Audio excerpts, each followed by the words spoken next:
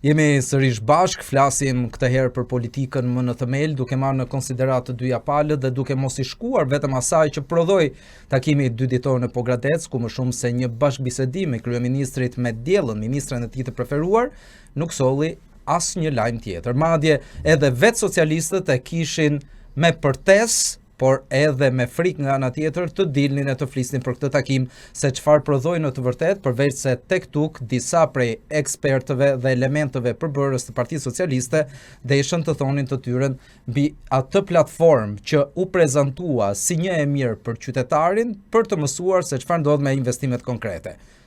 Një pikë pyetje e madhe në fakt qëndron tek të gjithë ata që ndodhen të paktën në zonën e Vlorës për të ardhmen e aeroportit. A do mundet pasqyr Albania të jap një përgjigje për të? Pritet të presin të ardhmen, teksa ne diskutojmë të tashmen. Marsit Gupi bashkohet në studio. Faleminderit. Sonil Frashëri gjithashtu është pjesë e kësaj tryeze për të folur gjëre gjatë mbi atë që kryeministri u desh ta jepte si trailer teksa po kthehej nga Pogradeci. Sonil, nisim bashk? Nisim. Pati diçka të mirë nga ky retreat? Ky është një retreat që Rama e bën, kryeministri bën pothuajse çdo verë ose 2 herë në vit, dimër verë. Në thelb të tij nuk është se ka ndonjë lajm, nuk është se ka asgjë interesante. Është një mbledhje që ai bën me qeverinë, që mund ta bëj kudo, thjesht gjen momentin për të marrë vëmendjen e plot. Që kur organizon këtë lloj eventesh nuk i mungon. Sigurisht përfiton edhe nga situata politike e cila i duhet të ketë vëmendje, duke qenë se ka nisi protestë që zgjat prej mbi 80 ditësh dhe ja ka gryer pak besimin e plot që ai mendonte që kishte në publik, por edhe që sondazhet e ndryshme tregonin që kishte përqyeshmërinë e tij apo besimin që njerëzit kishin ai. Nuk është më ajo figura që është moralisht më e lartë për shkak të pozicionit që kishte. Tani është ajo figura që është përballë një pjesë të qytetarëve, kështu që i duhet të ketë vëmendje. Megjithatë pati edhe një farë vëmendje teksa nga Selaniku madje kishin ardhur disa pensionistë për ta takuar dhe ishin të gatshëm edhe të vdisnin tani që e përqafuan. Po këto janë këto janë Shqipëria jonë dhe ne duhet ta pranojmë që i kemi të gjitha ngjyrat. Këto janë totalisht irrelevante, e njëjta gjë ndodh edhe me liderin e PD-s Berisha. Mund të gjesh, nuk është se i dash më pak kredite se Sali Berishës për fansat e tij. Janë një model, do thua ashtu. Po kjo njëjta gjë ndodh me sistemi i modelit. Dgjoj, po të shikosh programet në Amerikë, se si godasin mbështetësit e Trumpit, te inteligjenca e tyre, te edukimi, te informacioni që kanë, është shumë të krijohet perceptimi që është shumë keq se këtu. Po edhe mund të jetë, nuk është. Po nuk është ashtu, se gjithsesi do ketë individ për çdo. Unë nuk dua ta identifikoj Shqipërinë tonë siç e the ti me njerëz si mezi presin takojnë në Shqipëria që i ka të gjitha ngjyrat, sepse përndryshe do ishte e mërzitshme. Dakor, po do ketë njerëz si këta. Nuk janë këta njerëz nuk janë kaq të këqij sa duken. Janë njerëz që i pëlqejnë, janë tifoz. Unë nuk e kategorizova të keq. E kategorizova i gatshëm të vdes tani sepse kishte arritur kulmin e jetës. Tani këto janë gjithmonë tavanet që çdo kush ka rasti dhe publikimi rasteve. Vërtetës. Domethënë fakti që ajo i jepet zë, vetë kryeministri i vjen mas 4-5 orësh e pret edhe i thotë ja unë në fund erdha. Ajo që do të them unë është që unë mendoj që këto takimet ose qytetet që zgjidhen janë pjesë e verbit simbolik të Ramës. Rama ka qef të pjesën e simbolikës ose le të themi të kthimit të reminiscencës së të kaluarës të Partisë së Punës. Sepse ai mundoi të identifikojë, si më thënë veten, me modelin e të pushtetit ose të pushtetshmit. Edhe në këtë rast, nëse ju kujtohet, besoj që Enver Hoxha shumicën e takimeve qeveritare i bënte në vilën qeveritare në Pogradec. Dhe madje kemi dhe imazhe të udhëheqësit të Partisë së Punës, diktatorit madh Zotit Hoxha, ku dilte me varke, me skafe në atë kohë në liçenin e Pogradecit. Kështu që nuk mendoj që është i rastësishëm. Edhe madje flitet që edhe në atë kohë kështu vinin njerëz, domethënë kishte nga ata që vinin vetëm të shikonin Enver Hoxhën dhe të vdisnin. Domethënë kjo do ishte arritja më e madhe sociale ditë. Marsit, më pëlqeu pjesa që ju e futët në agjend këtë takim të kryeministrit. A pati ndonjë simbolik prania kryesisht e pensionistëve në atë takim e para dhe e dyta gjatë kthimit kryeministri u ndal pak edhe tek flegrat e hundës së tij, duke si ndërmend një ngjarje kaq të largët për gjithë secilin që ka një histori politike në mend. Po sepse ai tha që hunda i është dëmtuar për shkak sepse ata që donin shtrembronin Shqipërinë, shtrembron dhe aty imazhin. Dhe fakti që unda s'është drejtuar, duket që edhe imazhi i Shqipërisë është akoma në pundim e sipër, kështu që basa ka lënë rregullimin e undës për një moment kur të rregullohet dhe imazhi i Shqipërisë. Ajo që mua më bën përshtypje është që të gjitha këto nuk janë rastore, janë teknika komunikimi ose le të themi janë pjesë e strategjisë komunikimit që mundojnë të përcjellin diçka. Problemi është që ka filluar që kjo strategji PR që ka qenë pjesa vetë më fortë jetë më dobët, se kur ty të presin 5 pleq të vjetër, të cilët janë nga 85 vjeç, edhe duket që janë edhe njerëz të vuajtur në jetë të lodhur, ku është rinia? Dhe ajo që ne flasim sot është pikërisht të rinë kanë ikur. Domethënë imagjino sa nuk kam të rinë që kanë shpresë se mund vinë të takojnë ku dëgjon dikush që më në fund ndërtove të thotë sistem mirë arsimor. Dikush tjetër të thotë që ka një treg pune që funksionon si mas meritokraci. Jo, mjafton të bëjmë një paralele me 2013 takimet e dikush do ishte modeli kryeministrit ishin me 3. Luajmë nga e kundërta. Dikush do ishte modeli suksesi, po, nëse aty do kishte vajza dhe djem të rinj, që do ishin shumë entuziastë, do ishin kështu herë në radhë dhe thoshin që duam të takojmë kryeministrin sepse më në fund mbarojmë universitetin dhe ka opsione për vende pune në të cilat ne kemi impakt dinjitoze. Dikush tjetër thoshte për shembull që më në fund ajo që deri dje ka qenë problem për ne, që të përballonim universitetin me shpenzimet tona, të ketë mundësi punësimit, të ketë mundësi integrimi social. Domethënë kjo duhet të ishte fitora reale, po të vinë 5 pleq që janë në fund tjetës dhe që i thonë që ti na ke shtruar 4 kilometra rrugë, edhe tashmë domethënë kur ecin ato 4 kilometra, unë kur sot dis me veten kënaqem, kjo mendoj që domethënë tregon bjerrjen edhe rënien e gjithë marketingut edhe të fuqisë së PR që ka pasur dikur, edhe ajo ka qenë si thua strong point ose pika më e fortë. Sepse konstruktimi i realitetit ka diçka që duhet të bazohet, le të themi, ose duhet të ketë pointe ose pika të cilat japin një lloj edhe euforie ose një lloj pathosi për njerëzit. Këto nuk japin më. Biles realisht mua më duket se ato filmat e viteve 88, 89 në cilat sistemi komunist po binte, dilin ato autobusat e ndryshkur, që kishte imazhe filmi, shpite rëna, ato mobilet e vjetra, dhe s'kishte më estetik filmi. Kështu që edhe strategjia e PR-it kryeministrit s'ka më as estetik, nuk ka më as pathos, nuk ka më as ekzaltim dhe nuk ka le të themi atë pjesën e magjisë që kishte dikur, pra ajo ideja që arritet të i the njerëzve si thosha të plurin magjik që duket që këtu bëjnë gjëra të mëdha, pavarësisht se realiteti ishte si ishte. Tashmë domethënë është përshtatur në raport me atë që është realisht faktike edhe strategjia PR-it. Ndërsa pjesa e kthimit për ta përfunduar që se do të dëgjojë mendimin e Sonilit, ku ai e lidhe që me akuzat që aty bën për përdorus droge, për këto veset e ulta dhe realisht ai nuk e ka se thosh deviancën për shkak përdorimit kokainës, po e ka sepse dikur është goditur për shkak të shkrimeve të tij që bënte në gazetën koha jon, mos gaboj. Ajo periudhë ka qenë dhe deshta lidhe me faktin që si më thën lufta e tij për një Shqipëri të drejtë, të madhe, europiane si gjithë vendet e tjera, i ka lënë dhe atij si më thën shenja të cilat janë ekzistenciale për të dhe sa herë shikon si më thën i kujtohet qëllimi i tij politik, këto nuk pinë ujë, domethënë këto janë gjëra atyre historive që tregonin dikur ta priftrin që shisnin ato indulgjencat që si më thën doli Jezu Krishti në ëndër, në fakt i do shpëtosh njerëzit. Ose ku dëgjon Martin Luther King mos gaboj se që shikonte vëgime gjatë kohës natës se bënte ato aventurat e tija dhe ditën pasaj ditle ma të idenë që Zoti më dha një vizion se si mund shpëtojnë njerëzit. Unë jam dakord me çfarë thot Marsili, po duhet ta shoh nga një kënd tjetër për të mos thënë dakord pastaj. Po. Ta dëgjojmë këndin tjetër. Këndi tjetër është nëse do themi që kjo është një operacion marrëdhënie publiku e stisur nga kryeministri, kjo është një autogol.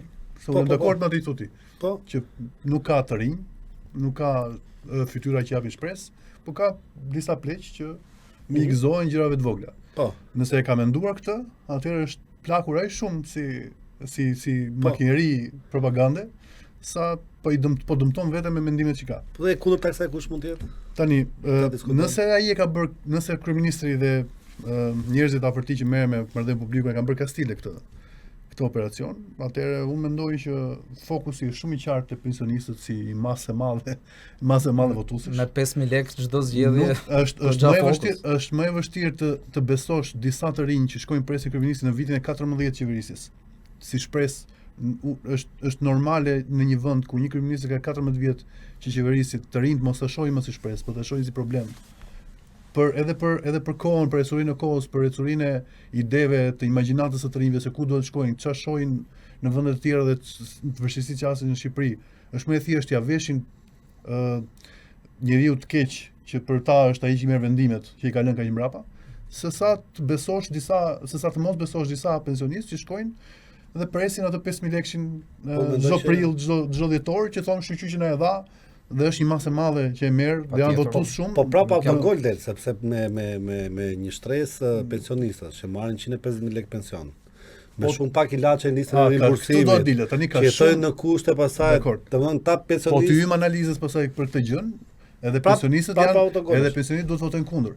Po për shkak të trashëgimisë, ata nuk votojnë kundër dhe kanë vërtetuar në 30 vjet që një nga votat më të rëndësishme të Partisë Socialiste, dhe pse tani duhet kishte rënë, sepse para 30 vjetësh kishin të tjerë pensionistë, tani kemi të tjerë pensionistë. Duhet kishte rënë si masë votuesish për Partinë Socialiste, ata vazhdojnë janë për Partinë Socialiste, dhe unë mendoj që është domethënë e ka kaluar pikën e moskthimit ideja që pensionistët mund të kthejnë votën e vet. Pra ata çdo gjë që të bësh, maksimumi që mund të bëjnë një pjesë e vogël është mos votojnë. Ndryshe do votojnë Partinë Socialiste. Kjo është një fakt për të cilin duhet të mendojë çik më shumë opozita se si të marrë pjesën tjetër të shoqërisë. Duhet të dalim pak më vonë tek opozita. Ti lëm kohën e nevojshme asaj sepse i duhet dhe kohë që të zgjohet. Por para se të shkojmë aty, Marsidi e preku pak çështjen ku i bënte takimet diktatori më herët, edhe një sër memesh përthyen menjëherë në rrjetet sociale, duke vënë në vendin e diktatorit kryeministrin e sotëm, dhe ky grup i cili merret me imazhin e kryeministrit, ky grup që sikurse thoni ju Sonil, duhet ta kishte menduar pse jo të rinjt në vend të pensionistëve e gjithçka tjetër. Minimumja nuk mund të mendonte që do kishte këtë efekt, apo nuk ka reklam të keqe sot, ka vetëm reklam. Nëse ata kanë stisur, kanë dashur të ndodhë kjo gjë. Tani si do e masë rezultatet, masë me vota vitin tjetër, apo do e masë me nëse heqin pjesën moraliste nga ekuacioni që shiko imazhi këtij është gryer sepse po dalin ta presin pleqë të tjerë, ata pleqë do votojnë vitin tjetër. Çfarë intereson Dinamo? Intereson të jetë lideri përparimtar etj. Nuk e beson më njëri këtë. Ka 14 vjet, vitin tjetër bën 15, në 2029 bën 16 vjet në pushtet. Në 2029 bën 31 vjet në pushtet. Nuk e beson më njëri. Ka një precedent që edhe po të mbështeten pleq prapë mund të humbësh. Është po të themi vitin 92, 91, 92. Po cilë është alternativa? Kush do mbështetet momentin ndoshta? Po duhet krijohet momenti. Momenti besoj që u krijua për shkak të protestave që filluan në qershor për revolucionin flamingo. Ka përshtypjen që njerëzit do ishin më mashtatuar, po do dilin sa të rinj atje.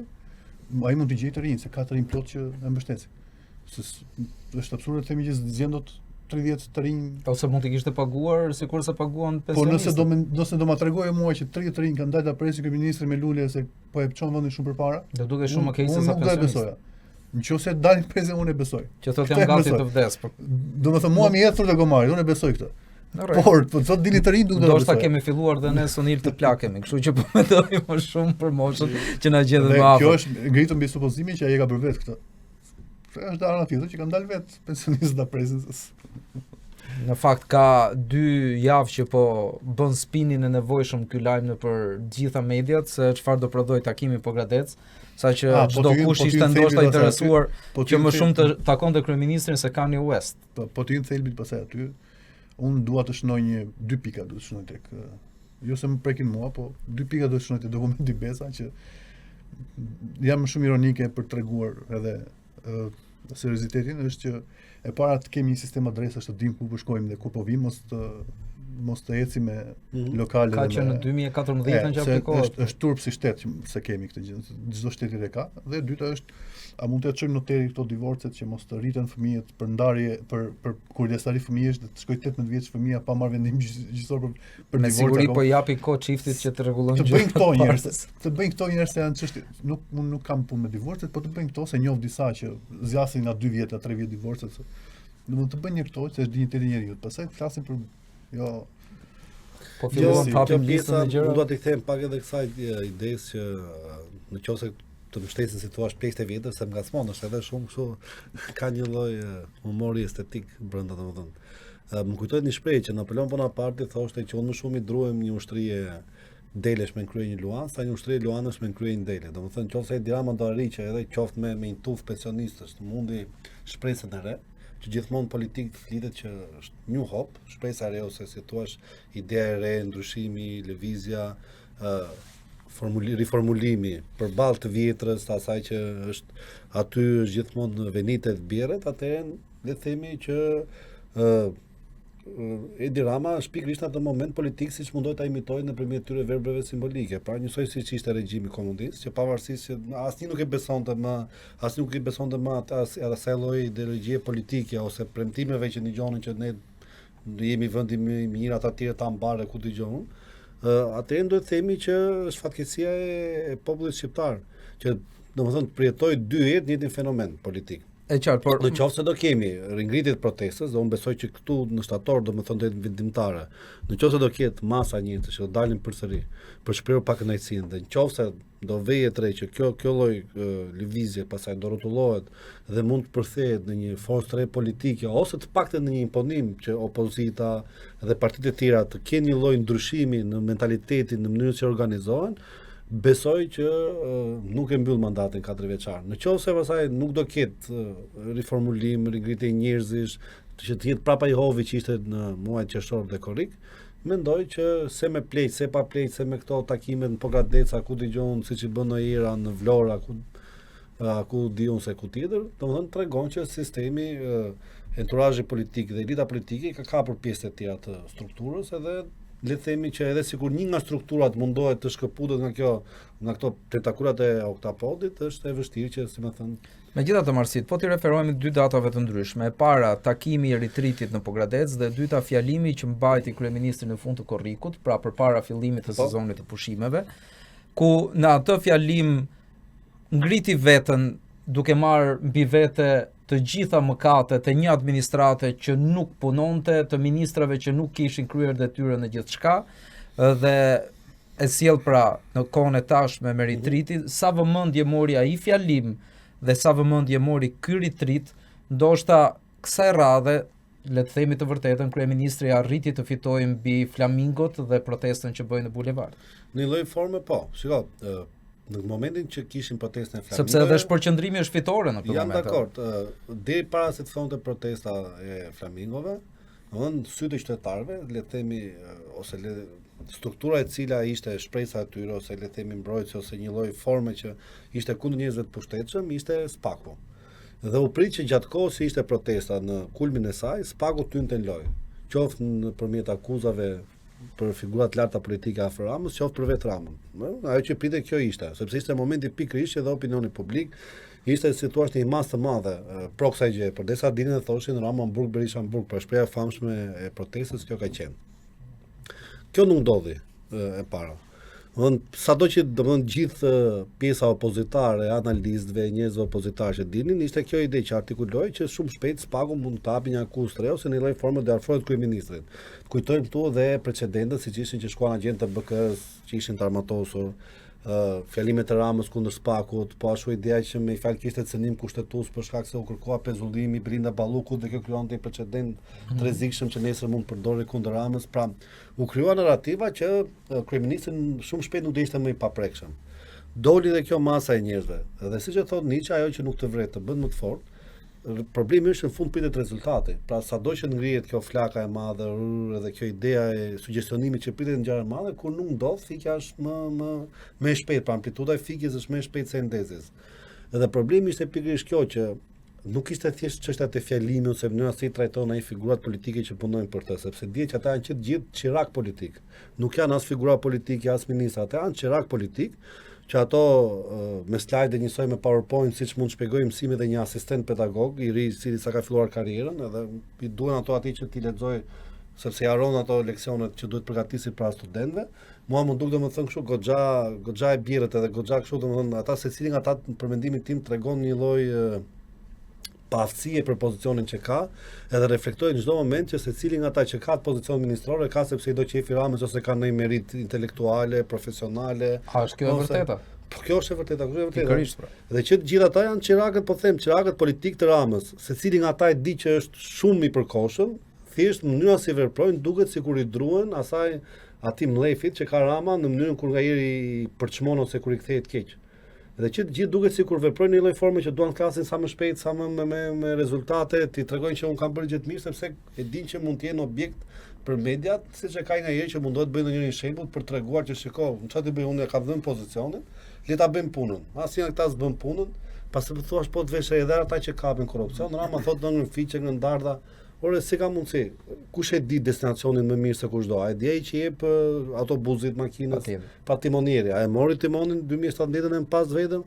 Se ti e di destinacionin, ti nuk e di, domethënë se ku është destinacioni politik këtyre njerëzve?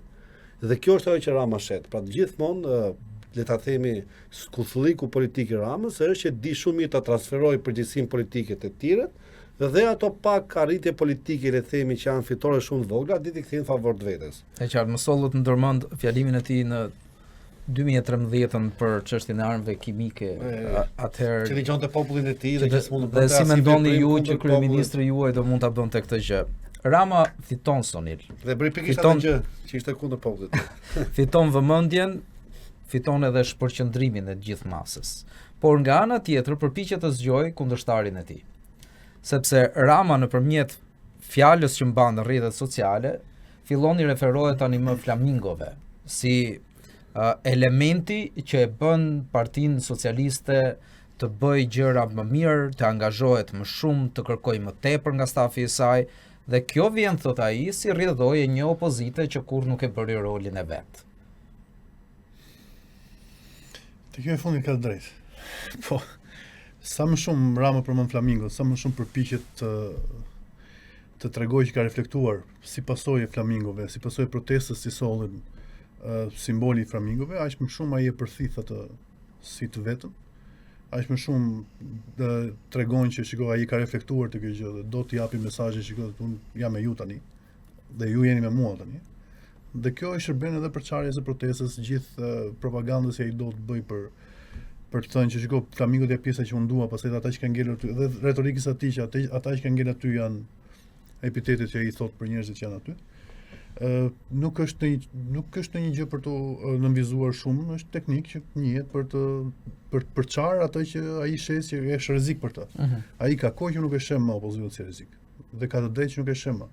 Unë ta thash dhe po e them prap, më pëlqen shumë një shprehje që Joe Biden e thot, që e ka thënë jati vet. Mos më krahaso me të fuqishmit, më krahaso me alternativën. Cila është alternativa Ramës sot në politikë, në fushën politike? Është njeriu akoma më i vjetër se ai. Është njeriu që njerëzit nuk kanë asnjë lloj kurioziteti se çfarë do bëj ai kur të vinë pushtet, se e din shumë mirë kush është. Domethënë kjo e bën atë të jetë në avantazh e opozitës, e bën atë të jetë të duket pothuajse se nuk jam i sigurt që kujtoj. Edhe neve të paragjykojmë, të mendojmë që është lideri ai që ndërton qeverinë. Se do të thotë Sariu ti ka marrë shokët.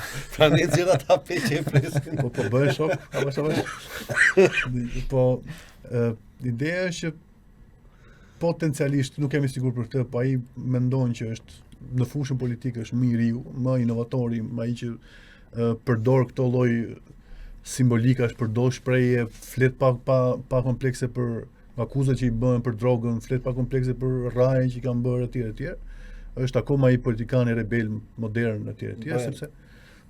Sepse në fushë dhe kjo është reflektuar deri vonë, sepse Partia Demokratike nuk e di sa seriozisht ka marrë disa hapa për rinovimin, për të rinjtë etj. Janë sa emra të rinj që nuk e di.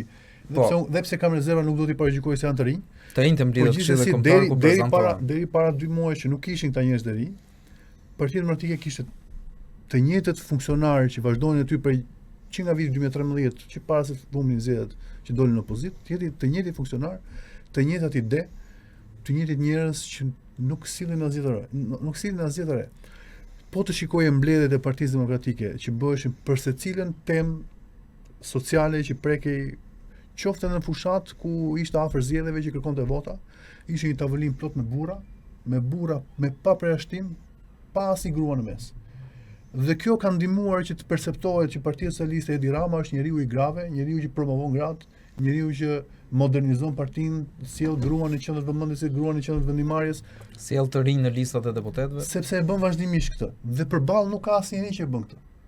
Tani ka filluar Partia Demokratike e ka barazuar pak tryezën e diskutimeve, po e shikoja një ditë, se duhet ta them këtë, se po e shikoja një ditë kryetari PD Sali Berisha që kishte bërë një tërheqës bashkë me Luciano Boçi për reformën territoriale para se të mbylleshin dëgjesat e tjera.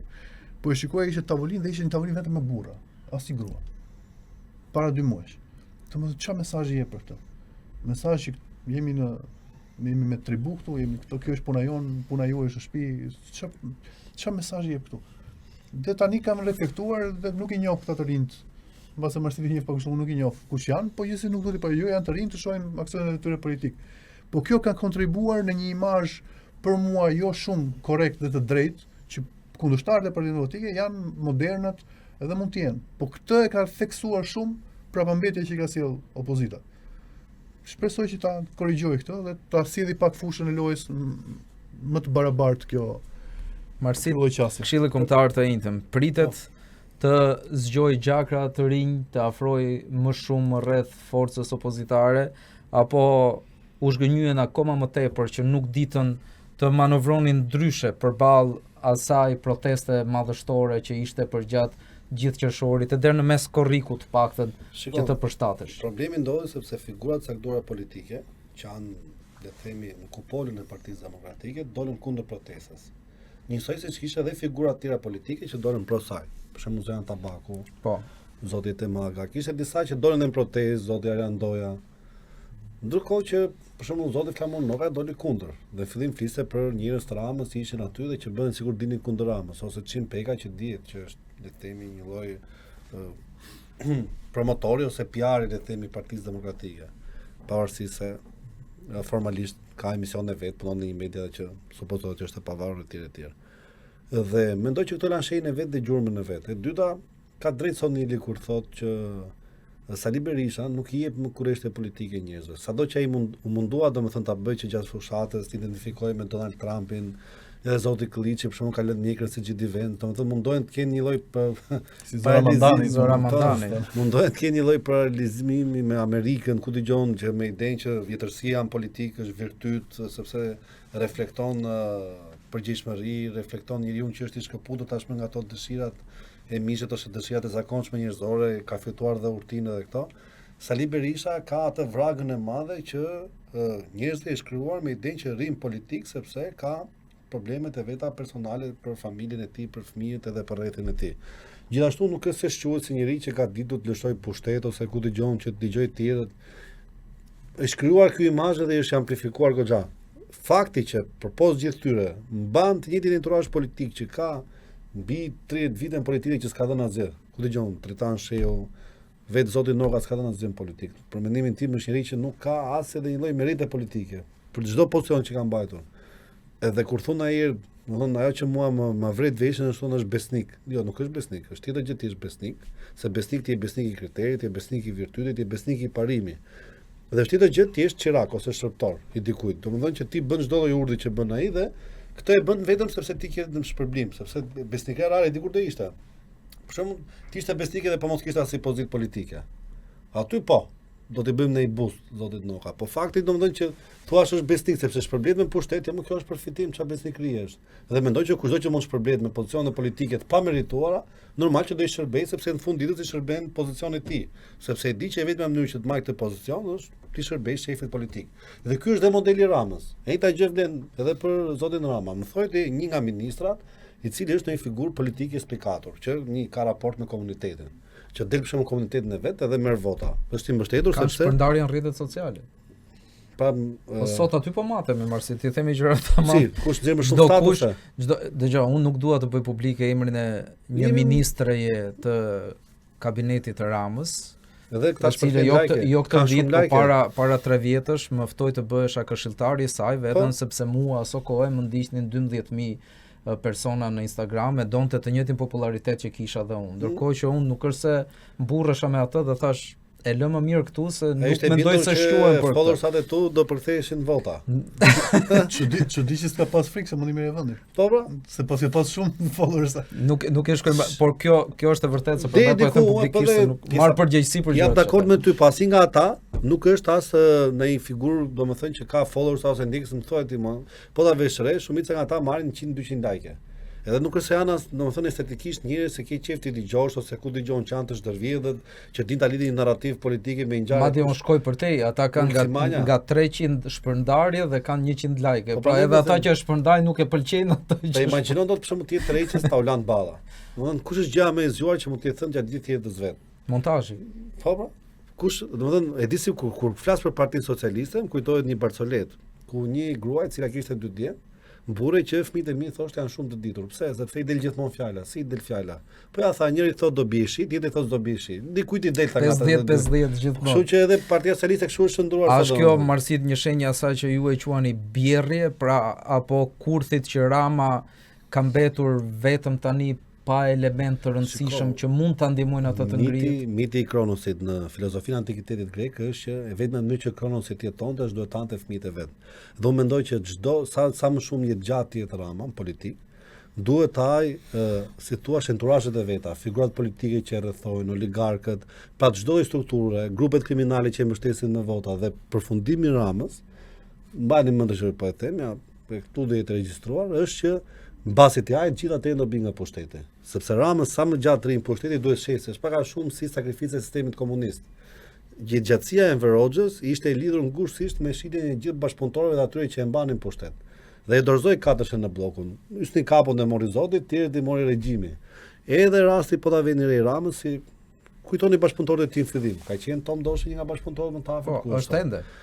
Vazhdon të jetë, po unë flas politikisht, që të ketë ata akses që kishte dikur. Ku është sot Elion Vediaj?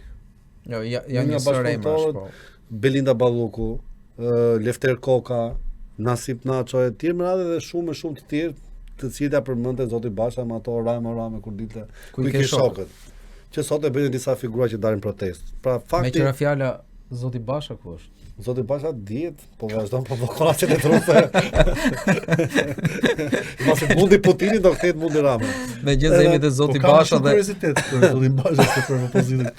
Po për sa kohë që ka ditur të ruajë anonimatin. Dhe ajo që dua të them është kjo që duke qenë që është ky model sistemi dhe që kjo është problematika që kemi këtu ne, që domethënë nuk ka një evidentim.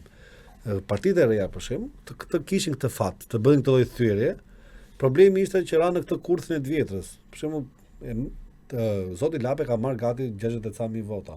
Edhe është fatkeqësi gati 80 me gjithë ato që u cilësuan. Po, ai është budallik se po. Fatkeqësia që u përthye në një mandat, në cilin u bë kështu si ajo lufta e nuseve. Domethënë ndaja zi për nipim se mos e marri. Ky babai thoshte i meriton djalin, pra domethënë pushteti përfitoi shumë nga narrativ, sa tregoi që jo, këto janë vetëm si ne, po këta janë edhe më keq se ne, se ne të paktën si thu sherrit i mbajnë brenda shtëpisë, nuk i bëjnë publike, kurse këta trit e bën publik sherin. Po mi i falet se nga mos eksperjenca e kishin, nuk është. Mendoj më shumë sa çështje mos eksperiencë ka qenë çështje që s'ka qenë reale të vërtet. Shiko, vetëm domethënë kritik që kam unë për protestën, edhe që edhe kur jemi takuar bashkë kemi rastisur që kemi folur, ka qenë kjo. Sonili s'ka qenë me ne, se ndodhe në New York protestantë atje. Ka qenë fakti që këta kanë shumë gjuhë urrëtie. Domethënë ne po ta vesh kur dalin atje me ku dëgjon me patronazhist, me drejtor, me njerëz. Modeli jot duhet të jetë modeli i përbashkimit, jo modeli ndarjes, i përjashtimit. Atje ka filluar përjashtimi, tani po dalin neonazistë të paguar të doshit. Dhe madje në një moment mua më krijoi një ide që protesta ishte që trezonte Netanyahu, jo trezonte Ramën, sepse flitej ku dëgjon për luftën Palestinë, flitej ku dëgjon për hebrejt që do vinin dhe do zinin xhamiat edhe kisha do ndërtonin sinagoga. Ndërkohë që komplet mos do thotë kjo marrësit që jemi më shumë të gatshëm të zgjidhim problemet e botës. Shqiptare ka pasur gjithmonë atë lloj kompleksi. Domethënë pa pasur poste në shtëpi, shtron poste në xhami thon vjetrit. Pa domethënë ti nuk e arritur të plotësosh problemet që ke ti vetë në jetën tënde të përditshme dhe merr përsipër të plotësosh një problem që ti ke vetë, t'ia bësh tjetër, ndërkohë që ti s'ke treguar aftësinë që t'ia realizosh vetes. Është si puna atyre analistëve që nuk pranojnë të vërtetat e veta dhe dalin thonë vërtetat e popullit. Ndërkohë që kjo mund të jetë simptoma e një situate pak më serioze në Shqipëri që këtu kanë prioritete të tjera njerëzit, jo Shqipëri. Cilat prioritete? Sonil, domethënë duke parë protestën, janë diskutime të rrezikshme. Po, sepse ju s'keni qef këtu. Por duke ndjekur dita ditës zhvillimin e protestës, duket sikur në fillim kur nuk lejohej të përmendej, pra ishte mëkat i madh, herezi madje, që të përmendej që kjo protestë do prodhonte një formacion politik i cili do të sillte dhe rrëzimin e Ramës, por ishin popull qytetar familjar që dilnin në atë bulevard dhe nuk donin pra asnjë figurë politike, filloi lufta, u përjashtuan liderët e shumë çka.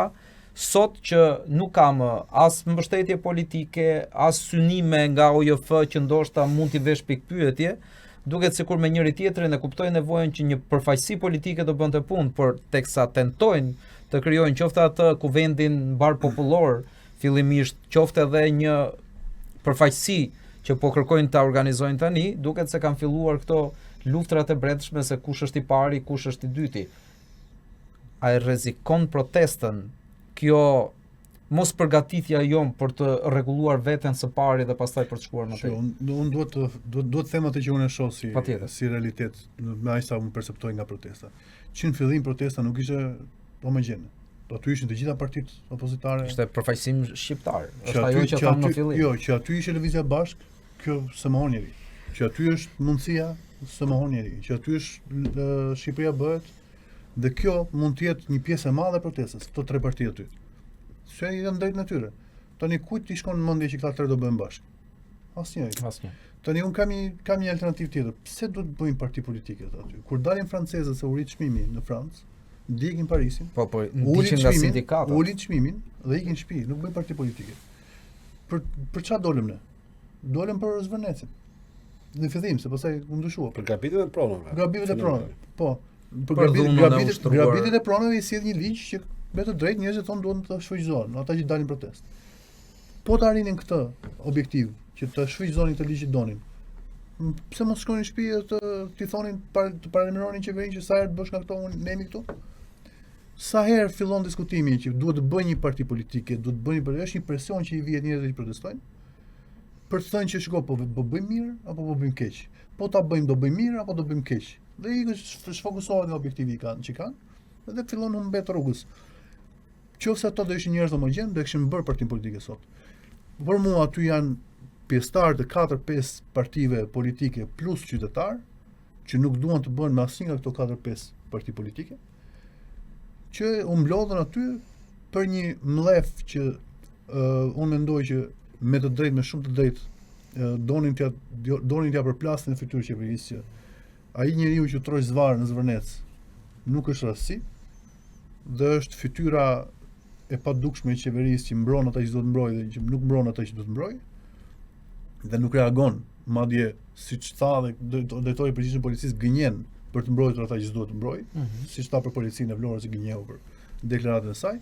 Ai mllef ishte totalisht justifikuar që njerëzit dolën në masë në sheshet dhe protestuan dhe filluan kërkonin për shfrytëzimin e ligjit për anullimin e projektit të tjerë. Po unë nuk kam menduar kurrë që ata njerëz do bëheshin bashkë për të bërë një parti politike, se ishin heterogjen, ishin njerëz të përkatësive të ndryshme politike, me qëllime të ndryshme, që mos të hyjmë pastaj edhe. A është kjo tentativë që ka sjellë përçarje në këndvështrimin tuaj? Po nuk mendoj që janë përçarë. Vesh mendoj që ka rënë intensiteti tani, mund të rritet, mund të ulet, po nëse vazhdon dhe pak me kaq do por ka sërish ka një lloj edhe ligjërate në rrjetet sociale në lidhje me këto tentativa për të fajsuar njërën palë apo tjetrën palë. Prandaj unë nisa nga kjo. Nuk po merrem me pjesëmarrje në bulevard, se fakti që po shkojnë 90 ditë në atë bulevard është një fitore shumë e madhe për shqiptarët. Kur më parë nuk kemi regjistruar këto. Ka 42 kushtite që kanë 90 ditë në bulevard. Dakor. Mirë. Zoti Basha. Gjithsesi, aty ka kapital politik. Ajo është shumë joshse për njerëzit. Ka kapital politik dhe secili do të përfitojë nga kapital politik. Kjo është natyrë njerëzore, është ambicie njerëzore. Po, ka njerëz aty që dalin me kështu me video, mesazhe, me reelsa, me kështu mendojnë që do e mundin Ramën, e secili domethënë deli i bën kështu, kazën cepat edhe ka kështu një mungesë. Sidomos tani që të njëjtën do bëhet DPD-ja me aplikacion rrjete sociale. Po tu ka drejtë demokratike. Tu ka drejtë rione, lufta tashmë është bërë digjitale. Nuk ka më luftë faktike ose kohë që të dalim sheshë. Kujtohet ajo e një seriali Black Mirror ku ai që bëhet kryeminist në Angli ishte një figurë që nuk ekzistonte. Thjesht merrte shumë like në portaletet sociale dhe votohej që zgjedh kryeministër. Më tha kisha Redi Muçin para jush dhe më tha ndoshta formacioni më i mirë se si Edi Rama do ishte kryeministri më i lumtur në botë, do ishte që gjithë ministrat ishin si diella dhe ai të mund t'i bënte ata thonin ato që ai donte që të thonin. Pashoj kaj si diella e ka. Jo se pastaj, do e lëm në pauzë këtu se jemi fare në fund. Faleminderit Sonil, faleminderit Marsit. Ndoshta duhet ta përsërisim, por nuk ju jap fjalë dot për të ardhmen, nisur nga angazhimet respektive të gjithë secilit. Faleminderit juve që na ndoqët. Nesër mbrëma ka një tjetër takim me të tjerë të ftuar.